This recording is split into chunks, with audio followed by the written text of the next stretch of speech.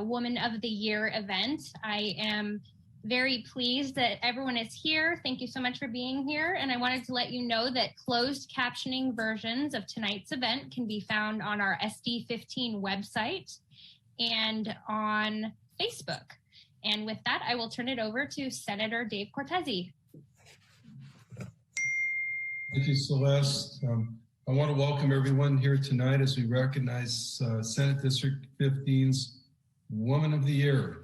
We're going to hear from many amazing speakers tonight, as well as our very own Woman of the Year and Trailblazer, CEO and President of Our City Forest, a longtime friend of mine and a longtime professional acquaintance of mine. We've done so much together over the years at so many different levels of government. Many of us on the call have worked closely with Rhonda, not just me. And we're going to hear from state partners, county partners, colleagues, friends, family, and more.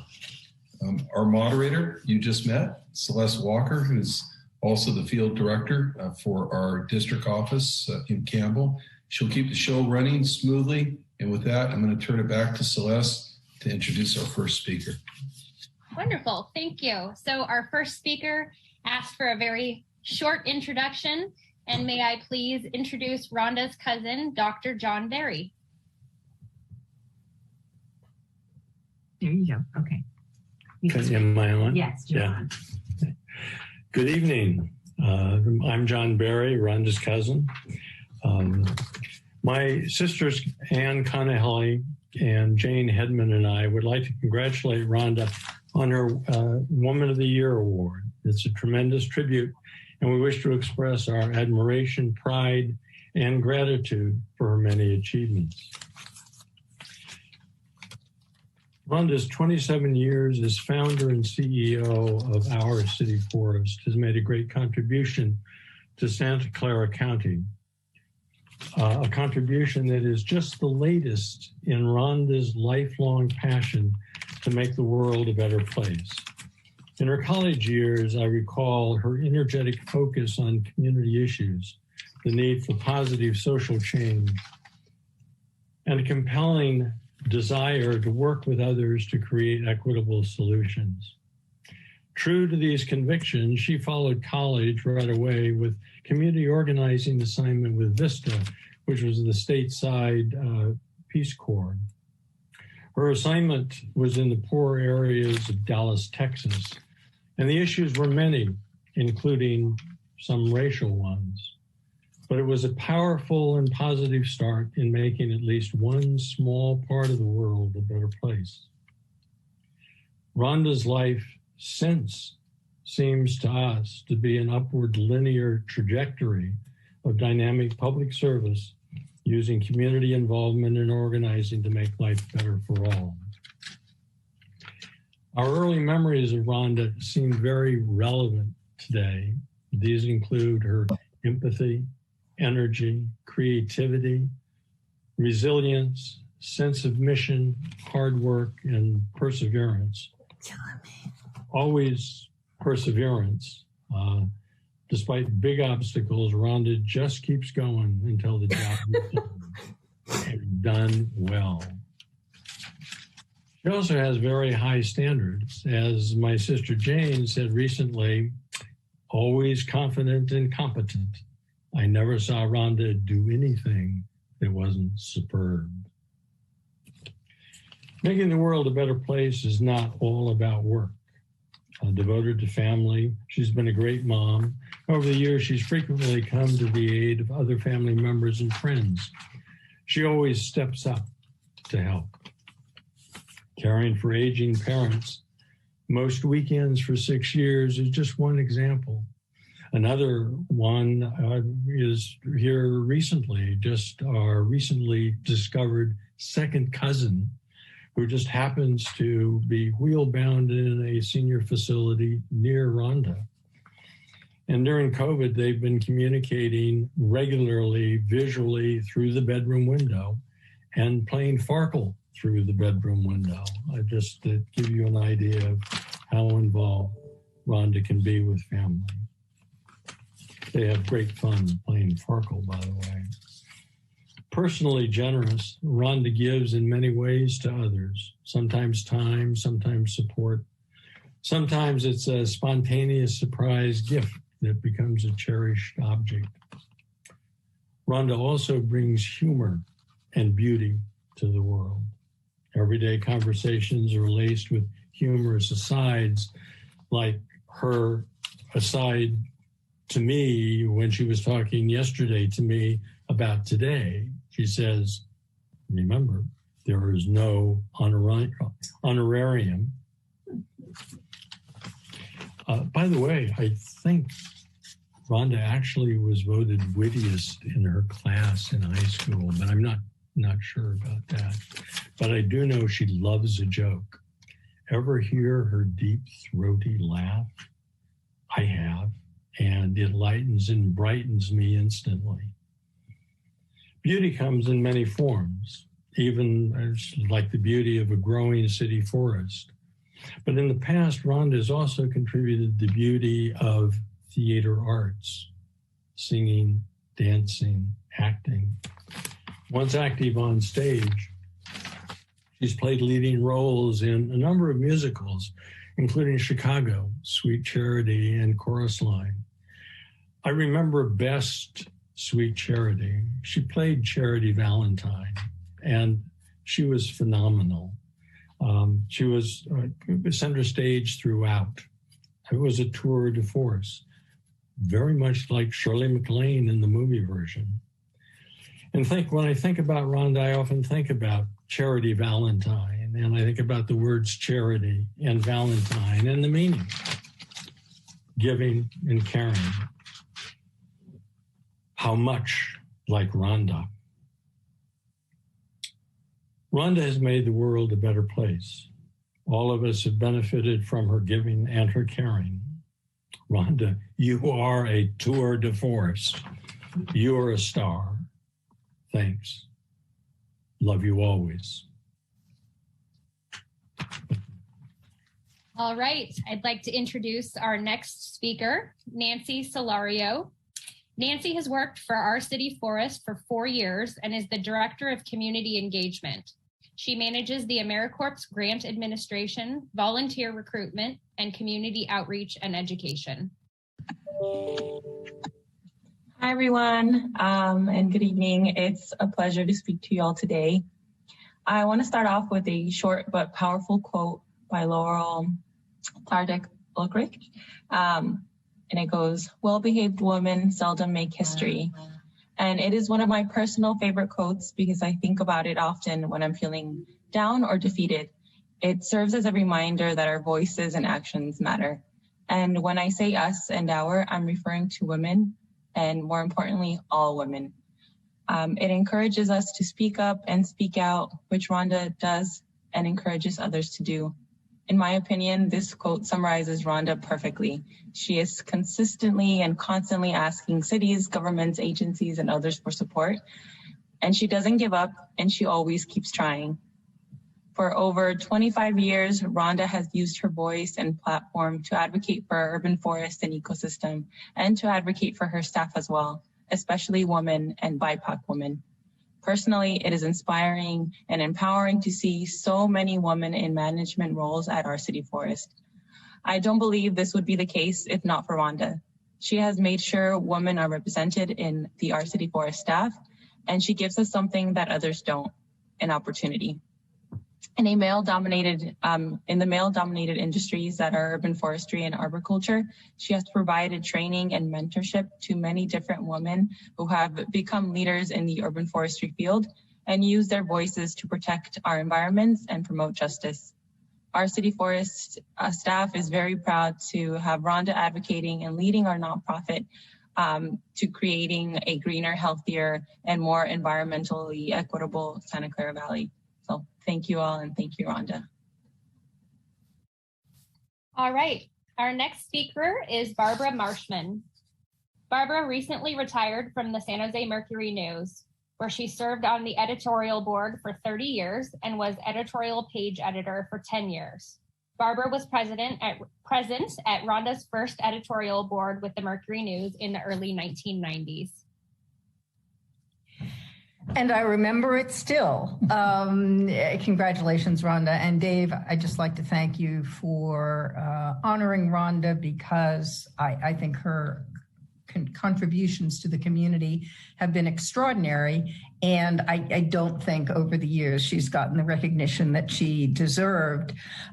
We did meet in 1994, and I was astonished at that time because I thought big cities, I hadn't been in San Jose that long, I thought big cities usually had major tree planting programs. And here was Rhonda coming along, starting up a nonprofit with these extraordinary goals. And still she is the tree planting force in San Jose. And it's just marvelous. Our street did a tree planting a few years ago. We've got a strawberry tree out front, not little anymore, actually. It's reaching up to the power line. So we're going to have to, hire some militia members to protect it from PG&E or something like.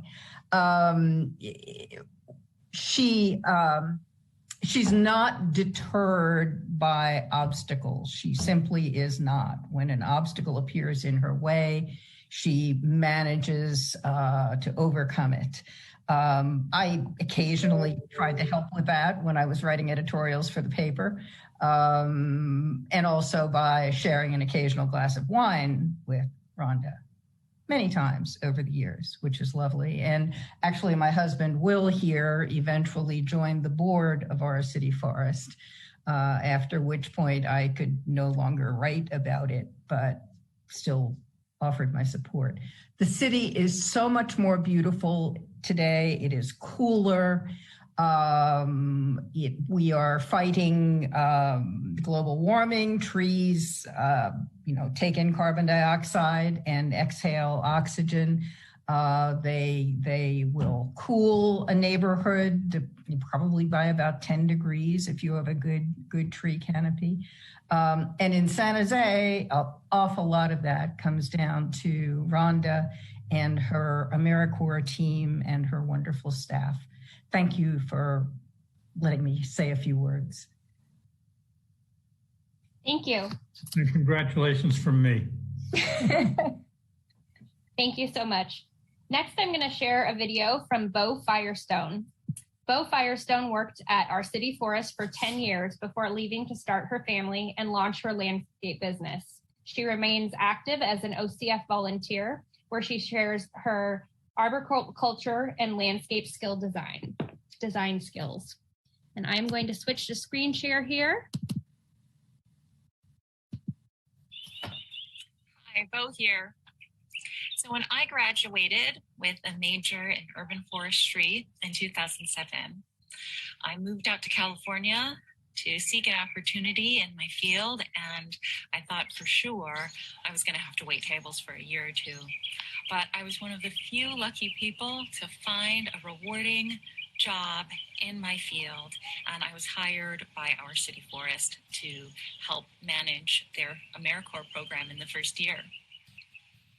Of all of the amazing things that we did together as a team and the time I was with the organization, planting thousands and thousands of trees, caring for them, educating the community, and building partners and relationships in the community, I am most proud of the women who came through the program, many of which that didn't have any training in urban forestry or horticulture beforehand, that became trained in the field, and many of which went on to continue working in the green industry, in the nonprofit industry, and a few of which have become municipal foresters, and I work with them regularly as a project arborist for projects in their municipalities. So thank you so much, our city forest, and congratulations, Rhonda. The organization has really done so much for me personally, and so proud of the work that OCF has done to promote women in urban forestry.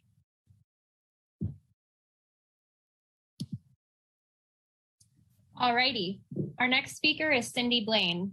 Cindy Blaine is the Executive Director of California Relief. which supports a statewide network of urban forest nonprofits and focuses on programs to support under-resourced communities where trees are most needed. Relief provides grants to nonprofits such as our city forest.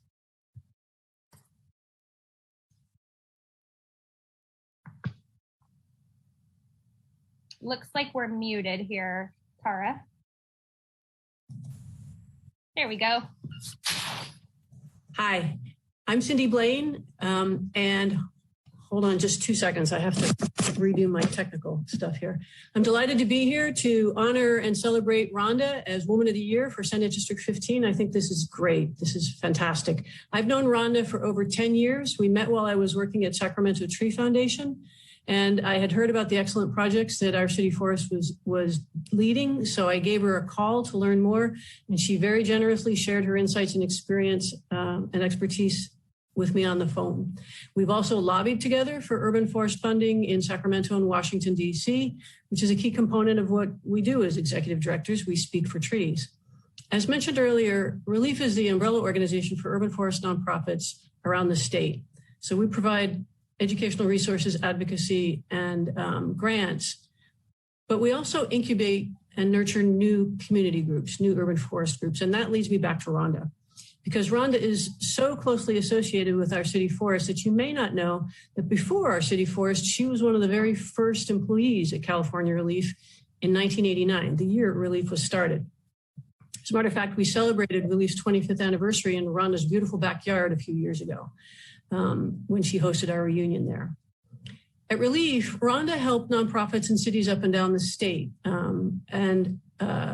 to get started or to continue the work that they were doing. And then one day in 1991, she came to San Jose to speak for trees as part of her role at Relief, leaving San Francisco, which led to more involvement in San Jose, and then starting our city forest in 1994. And as they say, the rest is history. What I'd like to talk about now is the fact that Rhonda's amazing work has led to our city forest being one of the largest, most impactful urban forest nonprofits in the state, handling sophisticated and complex grant projects while also being an innovative leader, sharing their expertise.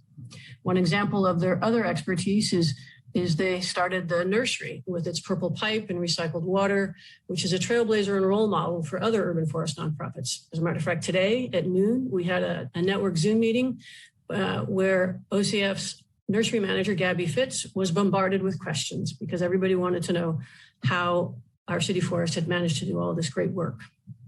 When you look at the urban forest nonprofits across the state, they all have somewhat different approaches to how they grow trees and work with the community. But the one thing they have in common is that they build strong partnerships. Some partner with universities, some partner with utility companies, others with other nonprofits.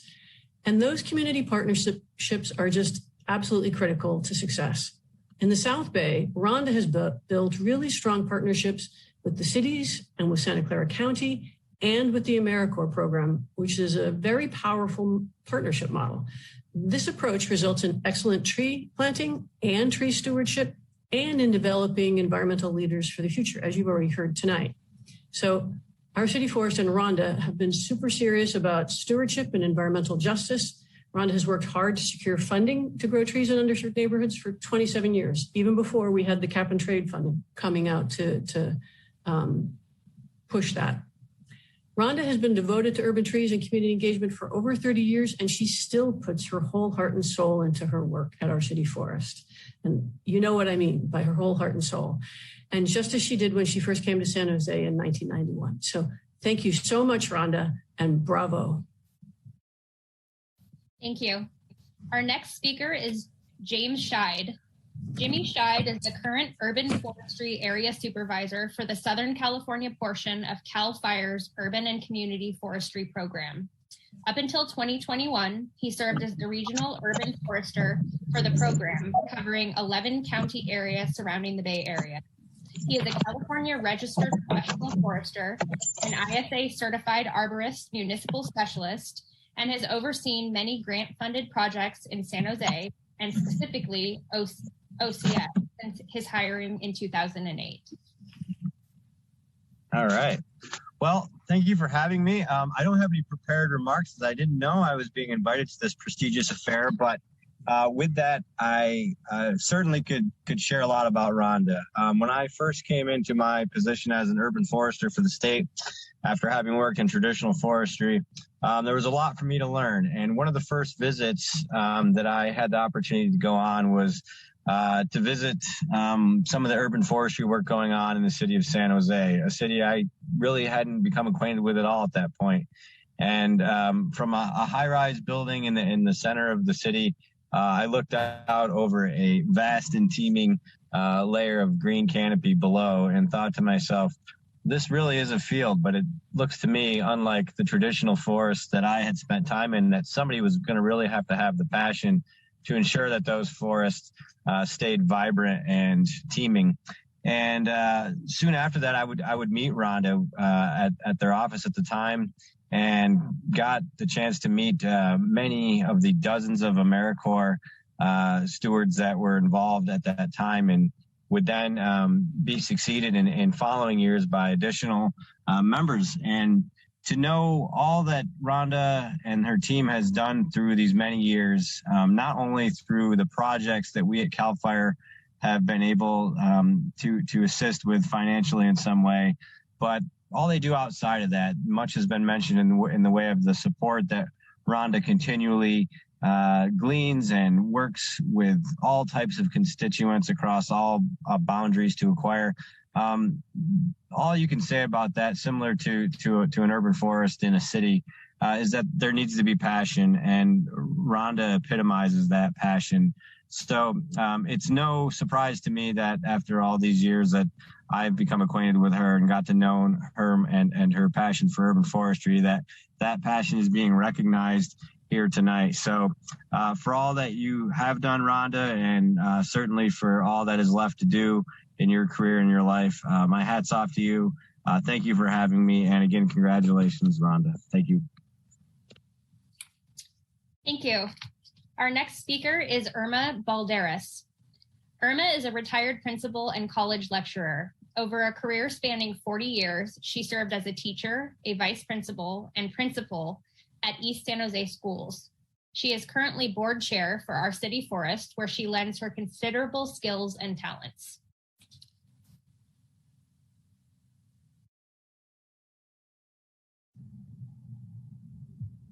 Good evening, everyone. Anyway, hi. So, God, Rhonda and I go back a long way, like 1994. So I first met Rhonda when I was an elementary school principal in East San Jose with the Alum Rock School District. And I come from a background of, I came to San Jose in 1954, and I lived here when San Jose was called the Valley of the Heart's Delight, and we were full of trees. So I grew up in an orchard, and I always loved trees. I played with trees all my life. That's where I lived. And so one of the things that I was really excited about is when our school wanted to plant some trees with Slaughter Elementary School, which is on King and off of Capitol, King Road. And so it just so happened that Rhonda at that time had just gotten a state planting grant. And so we hooked up and planted a whole bunch of trees. I don't know how many, but we planted lots and lots of trees, which are still thriving off of Cunningham Avenue. But anyway, so we met and we became friends, partners, colleagues over the years. Shortly after this, Rhonda invited me to be on the board, and I served on the board as treasurer for, I forget how long, but I served on the board and have been an advocate for trees and urban forestry all my life.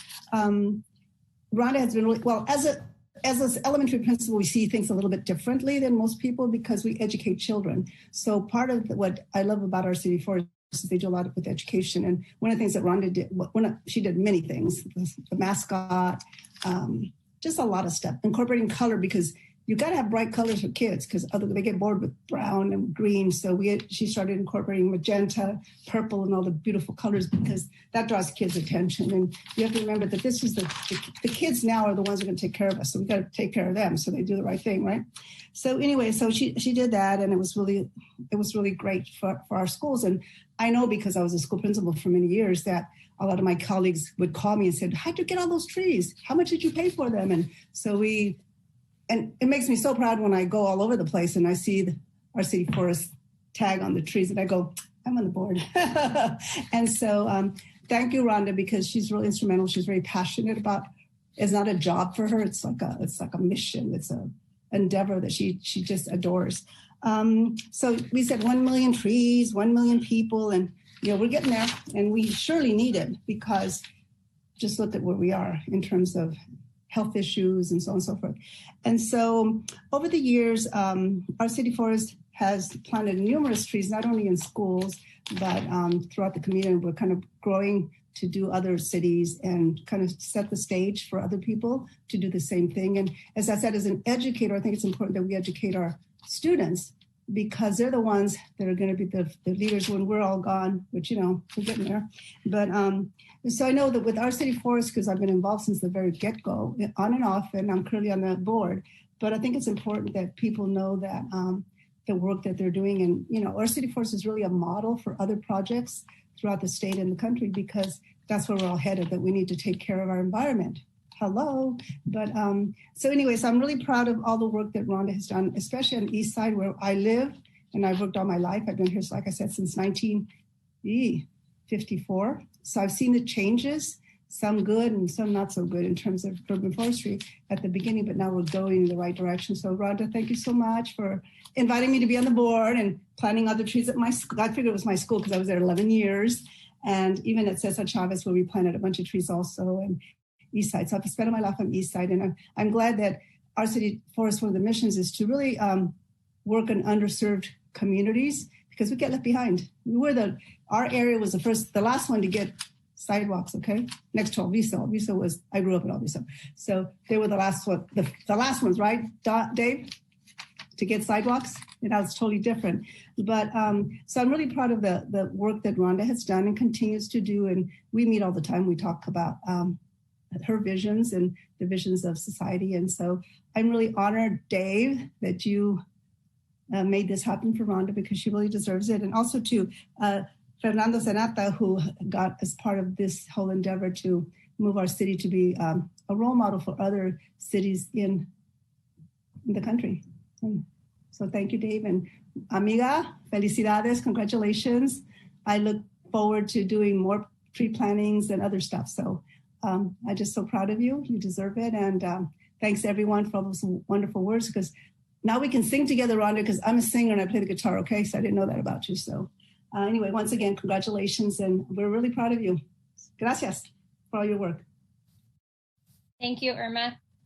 Our next speaker is Jasneet Sharma. Jasneet is the director of the Office of Sustainability with the County of Santa Clara, where she has been instrumental in laying out the vision and roadmap for the county's first sustainability master plan. Thank you. Good evening, everyone. Again, I'm Jasneet Sharma. I'm with the Office of Sustainability at the county. I'm really very honored to be given this opportunity to share a few words to honor Rhonda and to recognize her successes as well. So kind of looping back to 2018, we'd gone through many years of devastating drought. We'd seen intensifying climate change as well, and expanding development. Our local tree population was really reeling. Our office was urgently seeking partners in our effort to restore our ravaged urban canopy. And as she always does, Rhonda and her team at our city forest, they stepped up, they answered the call. That year, the county funded the planting of 200 trees, replacing, though a fraction of those that were lost, but more importantly, it really paved the path for a fruitful partnership that we now enjoy with our city forest. So building on that success and beginning in 2020, kind of right before we went into pandemic mode, the county again partnered with our city forest, this time funding the planting of 1,000 trees per year over the next 3 years, with a primary focus on addressing places where we're seeing more heat islands, water quality, and kind of built environment conditions in both economically and ecologically challenged neighborhoods throughout Santa Clara Valley. So Rhonda was side by side with our office, and we worked to both develop and launch this program, both the planting and the outreach program last year. And as I mentioned, we went into shelter in place during the pandemic in March. A lot of the community events that I know Rhonda had been planning to both do outreach and tree planting had to be canceled. Door-to-door outreach was eliminated. But I'm really, really excited to share that our city forest did what needed to be done, and we are still on track to reach our annual tree planting goal. This demonstrates really just the dedication, the efficiency, the commitment that Rhonda has shown throughout her career, and that has led to this really well-deserved recognition that she's receiving tonight. So I know Rhonda prefers the spotlight to stay on the important work that she does in urban forestry. But today, Rhonda, I'm going to say, let's face it, trees are nothing if not patient. Who knows that better than you? And there'll be plenty of time for us to continue this urban forestry work. But for today, and at least for now, I really want to take this moment to genuinely thank you from all of us and for the future generations as well in Santa Clara County. So we so appreciate your work and contributions. Congratulations again. Thank you. Our next speaker is Carrie Lewis. Carrie is the Deputy Director of State and National Service at California Volunteers in Sacramento.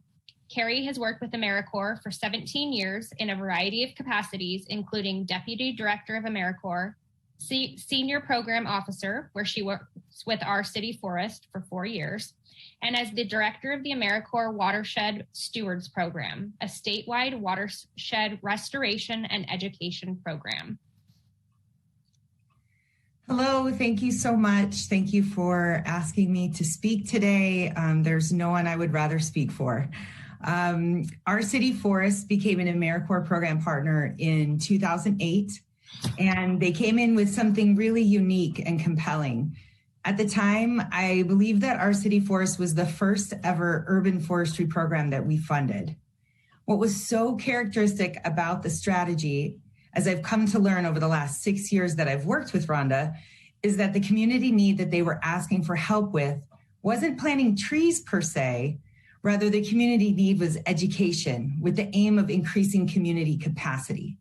Their model was about engaging and training residents, and as far as whatever matching funds they could garner, these residents and volunteers would go in and plant and steward thousands of trees.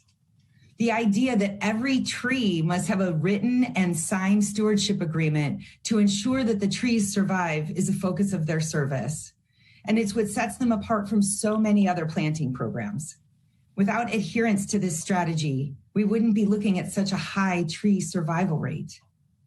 In 2016, I was especially proud to be at the Senator Harkin's Community Service Awards event in Washington, D.C., representing the California contingency. I was able to witness our city forest receiving one of just 2 national service awards. Considering there were many other organizations which could have been selected, this national recognition is no small potatoes. To underscore this impressive achievement, the other winner was a literacy foundation in Texas led by Jed Bush. It's a pretty strong company to be sharing an awards banquet with. I know firsthand the dedication and hard work that goes into running an AmeriCorps program, especially the type that our city forest runs, where the service members are team-based, serving full-time out of a single headquarters rather than satellite sites. Also, I know the significant financial responsibilities required to have sufficient staff and the nonstop efforts needed to meet the required financial match. Add to that the fact that this is a costly capital improvement program that requires trucks, trees, and more. So it isn't difficult to appreciate what it takes to really keep it going.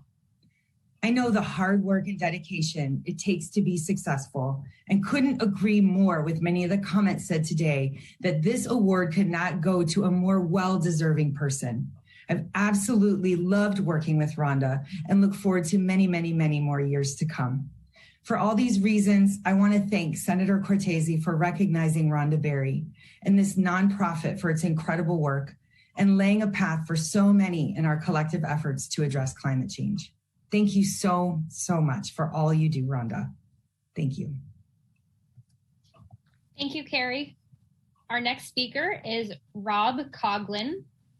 Rob is a longtime political and environmental activist. He has worked for the Congress, the U.S. Environmental Protection Agency, and for Jimmy Carter in the White House. He was the first president of the Surfrider Foundation. He met Rhonda in 1994 when she hired him to produce a video for our city forest, and they have been colleagues ever since. Hey, did I unmute myself correctly there, Celeste? You did. We can hear you. Well, thank you, Senator Cortese, for organizing such a lovely tribute for such a lovely and well-worthy recipient. I'm honored to be here. As Celeste said, I've been involved in a lot of politics for a long time in a lot of different ways, and I've seen politics from the legislative side and in the bureaucracy and in the executive branch. And so I know quite a bit about how difficult it is to turn our idealistic ideas into actual results. And one of the best things about being active in public service and environmental issues is getting a chance to know and work with other good-hearted people who care about more important things than just making money and are trying to make the world a little bit better. I met Rhonda about 27 years ago, as you said, when she was fresh out of the VISTA program, the domestic version of the Peace Corps, and starting her ambitious new effort to grow a healthy urban forest in what used to be called the Valley of the Heart's Delight.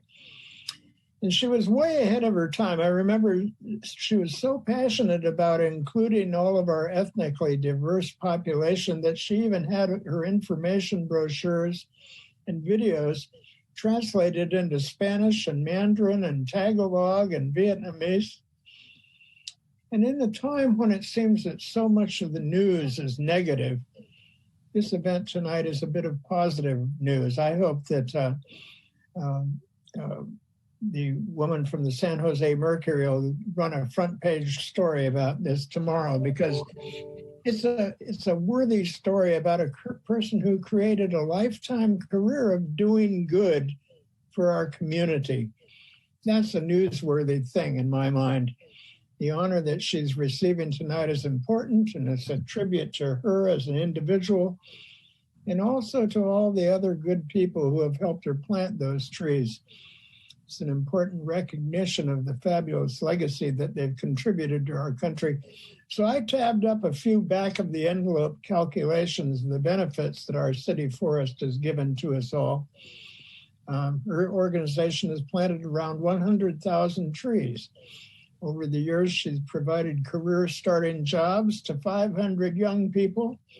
They've engaged about 20,000 volunteers in education and planting programs with the Tree Amigos and the Lawn Busters program.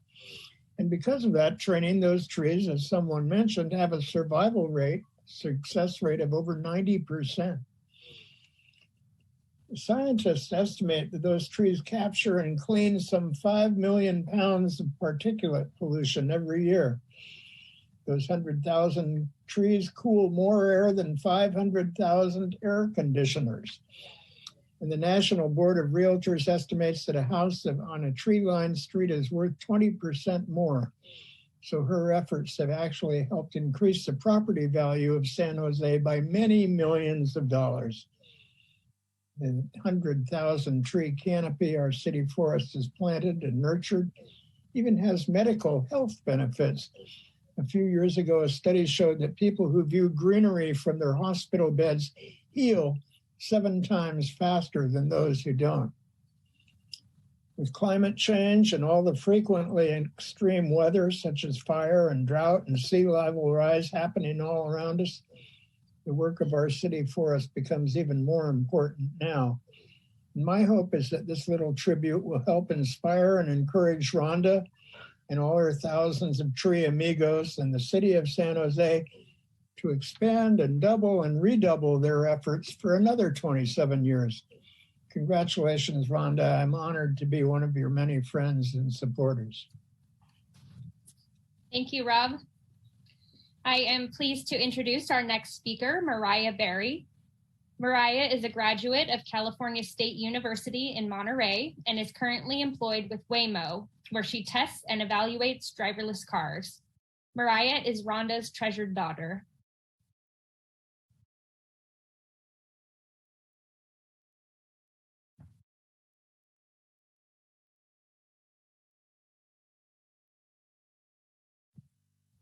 Hi, everyone. Some of you have seen OCF grow from a small team of 5 to the team of over 50 at one point with AmeriCorps members, and that's not even including the thousands of volunteers that have helped out. During that time, I went from 4 years old to 28, and I've had a front row seat. I watched from the office on Park Avenue after school, playing on the typewriter or computer while my mom wrote grant proposals. From the public library as my mom led volunteer trainings, and from the office on Mission Street doing homework while she had meetings, to exploring the nursery while she congratulated the volunteers and staff that had helped build it. And of course, countless tree plantings in rain or shine working alongside the volunteers. I got to see firsthand the impact that our city forest was having in the community and the people that my mom and her team helped bring together. I didn't know it at the time that in all those moments she was teaching others, she was indirectly teaching me. So much of what I've learned about leadership and persistence and integrity, I've learned from watching my mom in action as our city forest leader. As an adult, I look back in awe of how she balanced her career with raising me as a single parent and taking care of my grandparents in their final years. She worked many late nights and weekends, but still showed up for everything. Every dance recital, gymnastics competition, or parent volunteer day, she supported every new interest that I could dream up, from horseback riding to swimming to cheerleading. She was always there to pick me up when I fell, wipe away every tear, and sing me back to sleep after every nightmare. My life could have turned out so differently had it not been for my mom. The day she received the call about this award was our 20th adoption anniversary. I came to her as a foster child, and it was supposed to be a temporary stay. I was a traumatized and fearful 4-year-old, but she helped me learn how to love and how to be loved, and in my heart, I knew I had found home. From my mother, I have learned resilience and empathy. She is the woman that I get all of my strength from and all of my sass. Reflecting on the woman that I am today and the incredible woman that I've been raised by, I'm eternally grateful to be able to call Rhonda my mom. I can't think of a woman more deserving of this honor, and as cliche as it sounds, she is and always will be my Woman of the Year. Thank you. Thank you, Mariah. Now Senator Cortese is going to share some words. Thank you, Celeste. The first thing I want to point out is just before we got on with all of you, Rhonda was drawing attention to the austerity of the room that I was in. So I want you to know, Rhonda, while we were doing this, that I put up the plaque that I'm going to present you shortly on the wall of this austere room. So there's nothing to distract anyone from the beauty of that plaque from the Women's Caucus, sponsored by the Women's Caucus, but from the entire California State Senate to honor you this evening. You know, so many people have said so many things that were part of my notes that I'm going to dispense with my notes. Don't worry, I'm not going to go too long, but I'm going to dispense with some of the formal comments about environmental stewardship, about what Rhonda's efforts have done with regard to the climate effort and so forth, and go back just a moment to my first encounter with her, which she may not realize that I still remember, which was in a theater. It wasn't out planting trees, and it wasn't inside City Hall. In fact, the new City Hall had not even been built yet. No one calls it that anymore except us old-timers like me. But the City Hall was still over on North First Street by the county building, and at a little historic theater very close to where City Hall currently is. We were at an event together. I was a brand new city council member, and I walked up to introduce myself, and of course she pretty much said, "Who are you?" But I had a chance to introduce myself, humbled as I was, and came to realize what Rhonda was up to in the world at that time. And shortly after that, I got a constituent call, Irma from East San Jose, from White Road and Stevens Lane. For those of you who might vaguely know where that is, from a constituent who said, this is really terrible. I feel like maybe this happens to the east side sometimes, but no trees were ever planted when the new development, the new subdivision went in years ago along Stevens Lane. So we have this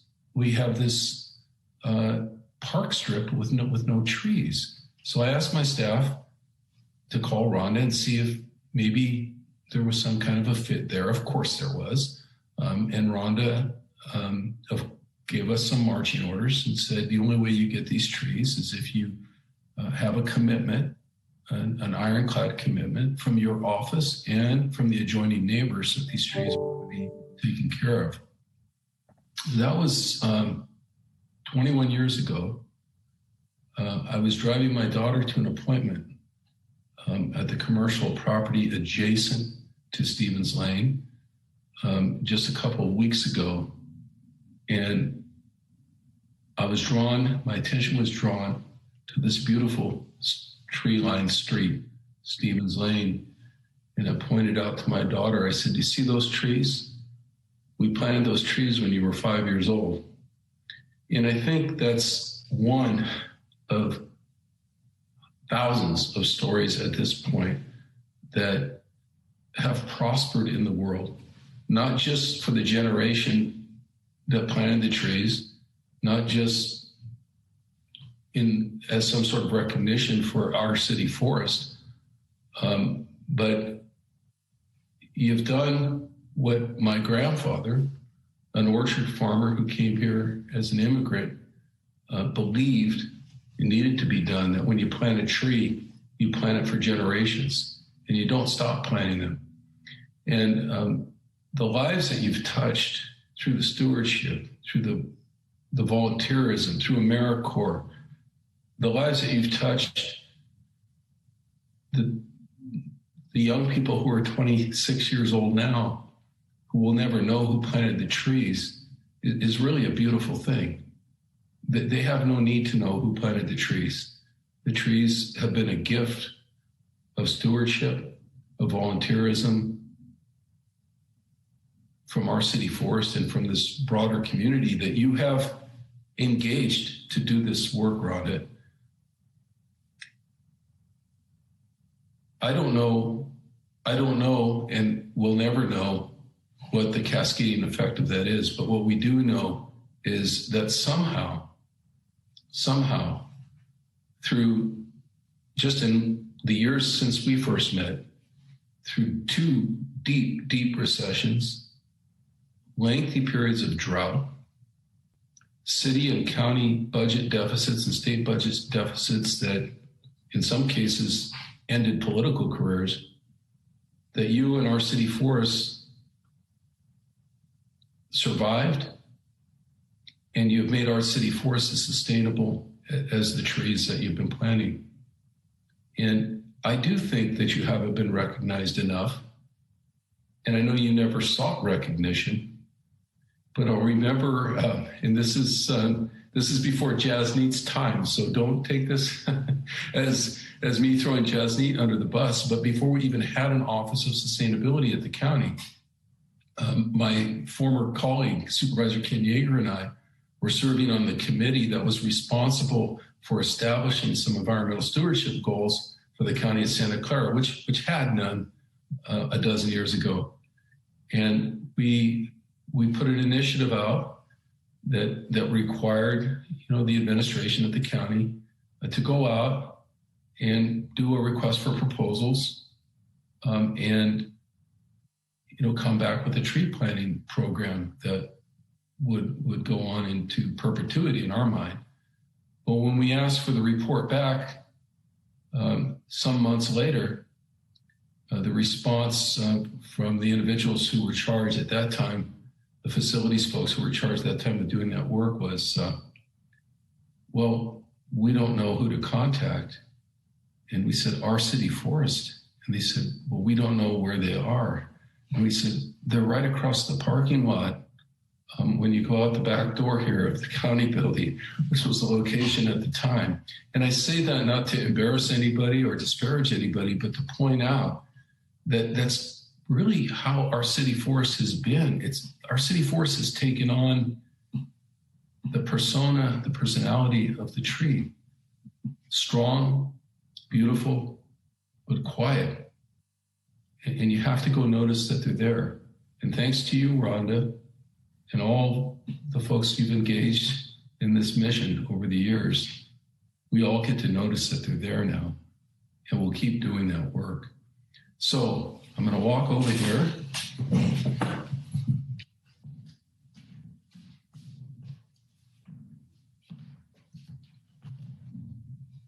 I'm not in the Capitol, but I am in Sacramento, and I did wear the Capitol etiquette today. So this is what this looks like a little more close up.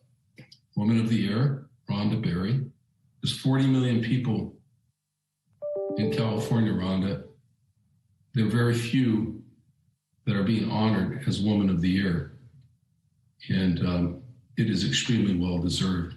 And I'm just really, really pleased that I'm in a position to extend this to you on behalf of the California State Senate today.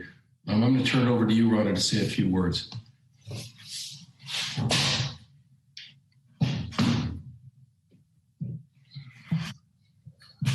Thank you, Senator Cortese. That has a nice ring to it. I am so grateful, and I appreciate it very much. I am a little overwhelmed at the moment by all the kind remarks. Thank you, everyone who joined us tonight. And, you know, as I've been saying, this award is for, we've actually had about at least 150,000 people who have been of our activities. And I want to make sure that you know that this is for you, because we wouldn't be where we are today without every single one of you.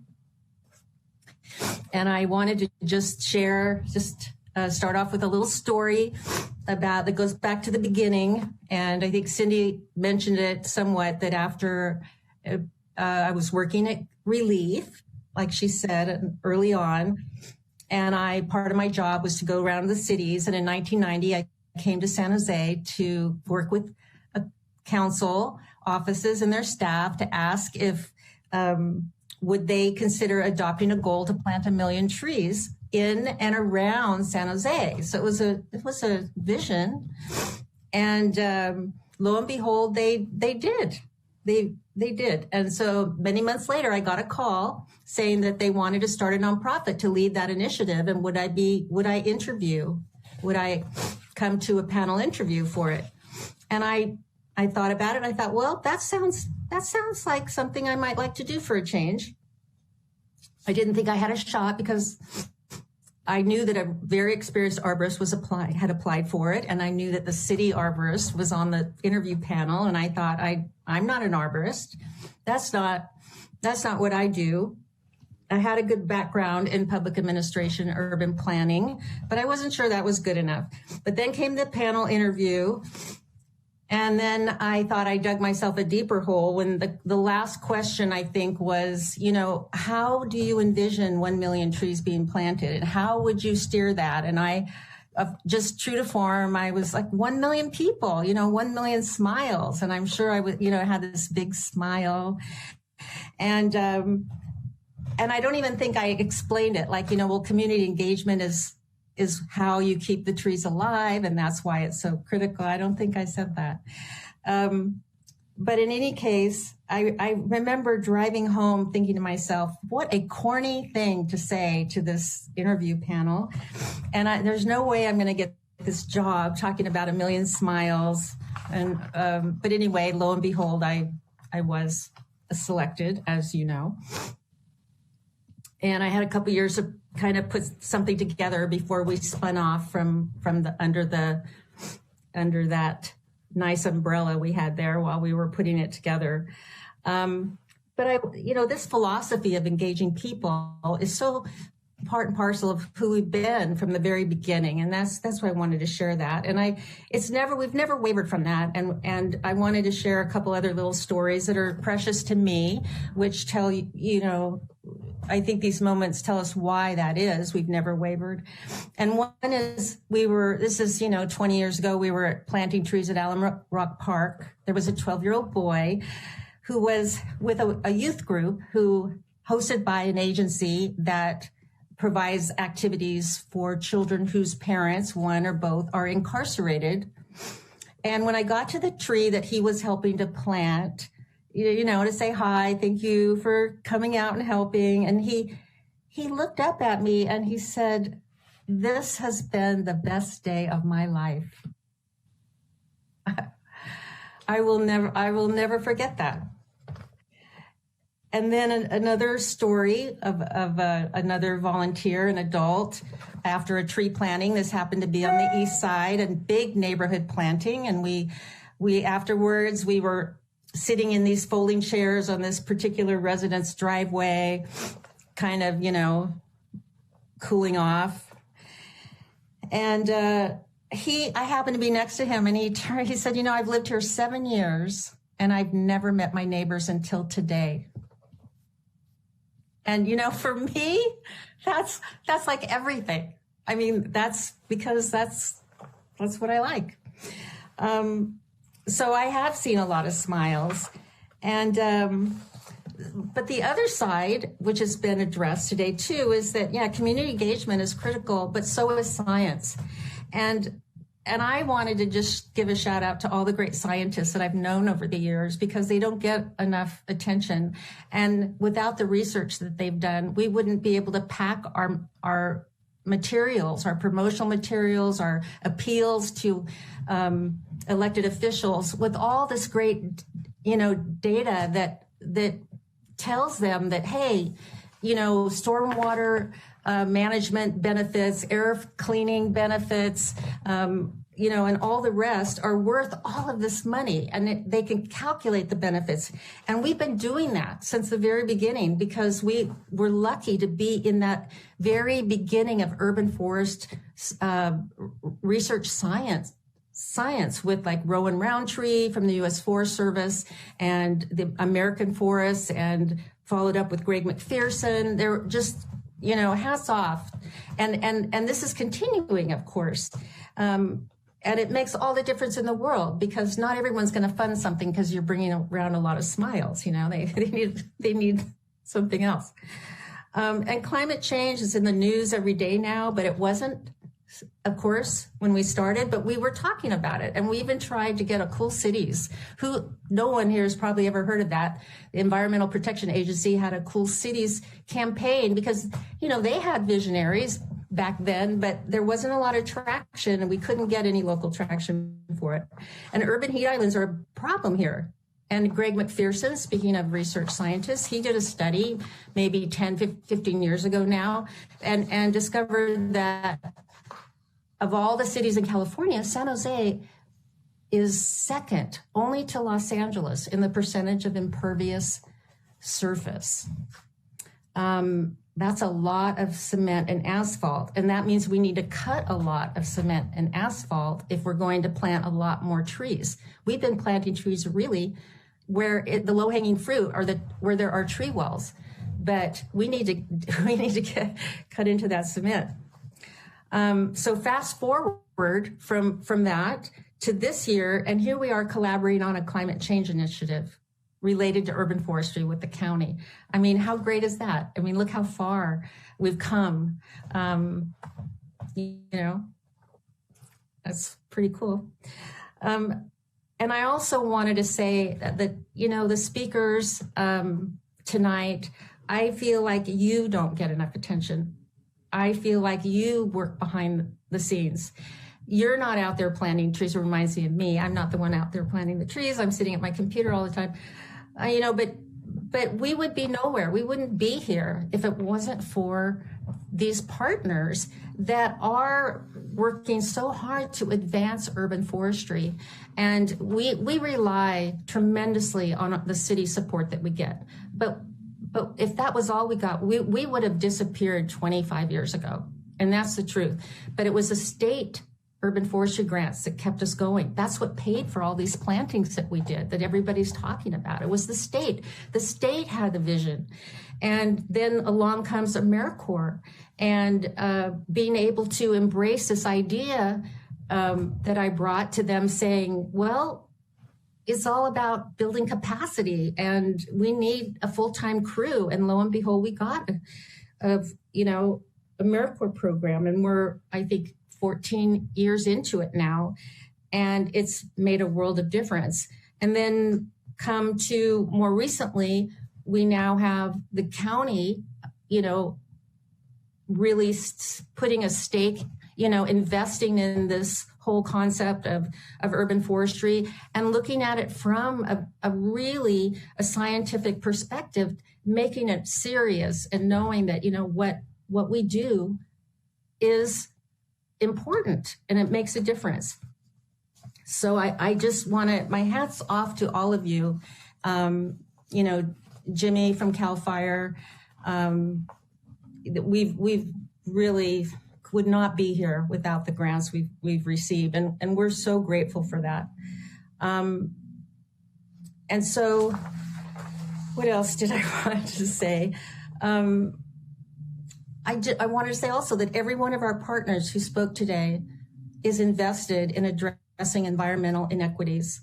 And this, from the time we began, this is such a major, major policy shift. And it's going to go a long ways to supporting the work we do and the work we've been doing for decades. I think, as was pointed out today, we've always really been engaged in our low-income communities. But it takes extra resources. We got to cut a lot of cement, for example. And by having our, these stakeholders and, resources that are also dedicated to addressing inequities, it's going to only help propel the work that we do. And I wanted to say something, there's been a lot said, which I'm so grateful for, the comments about women in urban forestry. And I am going to tell you another story, sorry.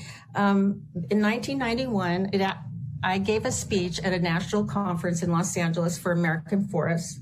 I actually it was the week I was starting, so it was something that I had been invited to from when I worked at the Trust for Public Land, which is where California Relief was. And I had a kind of a radical speech. It wasn't radical to me, but, it was called Nature and Culture. And it was talking a lot about people, about our spiritual roots to nature, about, working with people of all races.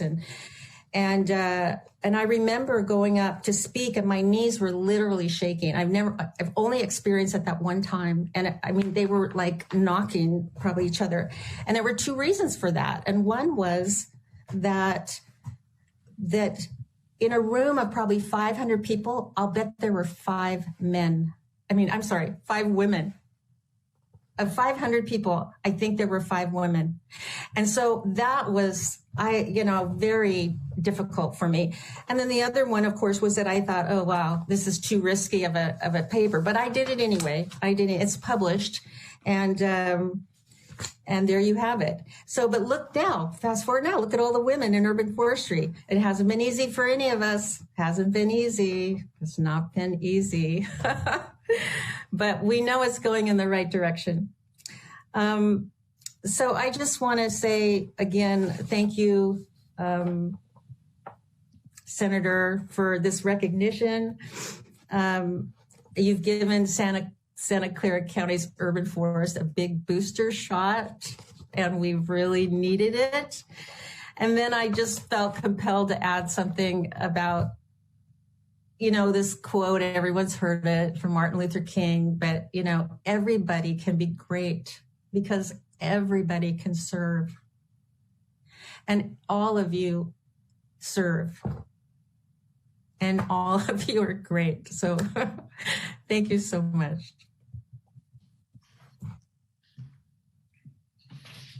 Thank you, Rhonda. And, I'm thinking that other people are thinking the same thing as me right now. We just want to reiterate that this recognition in the middle of Women's History Month from the state of California and the people of the state of California is for you, is for the woman, Rhonda Berry.